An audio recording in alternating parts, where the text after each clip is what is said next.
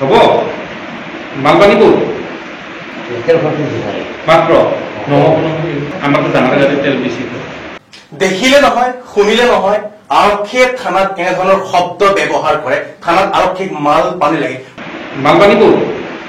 মুখ্যমন্ত্ৰী মহোদয়ৰ লগত ডিজিপি মহোদয় দেখিছে আমাৰ ৰাজ্যত অসমত এনেদৰে পুলিচে বিচাৰিছে টকা যি ভিজুৱেল আমি ইতিমধ্যে আপোনালোকক দেখুৱাইছো অন কেমেৰা ৰেকৰ্ড কৰা হৈছে পুলিচক মাল পানী দিব লাগিব তেলৰ দাম বৃদ্ধি হৈছে আমাকে জানা যাতে তেল বেশি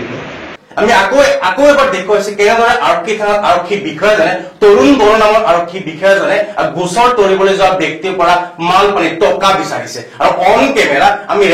কেমেৰা ৰেকৰ্ড কৰিছে আৰু ৰেকৰ্ড কৰিছে আমি দেখুৱাইছো অসমৰ জনতাক যে অসম পুলিচে কেনেদৰে মাল পানীৰ দৰে শব্দ ব্যৱহাৰ কৰি আৰক্ষী থানাত গোচৰ তৰিবলৈ যোৱা ব্যক্তিৰ পৰা টকা বিচাৰিছে আমি আকৌ এবাৰ সেই দৃশ্যাংগ দেখুৱাবলৈ যত্ন কৰিছো মেডিকেল কৰিছে না নাই কৰিছে মেডিকেল কৰিছে কালি ৰাতিপুৱা যোৱা মালপানীপুৰ মাত্ৰ স্যাৰ একটু এতিয়া লৈ লওক কালি যাব নহয় পাছত কালি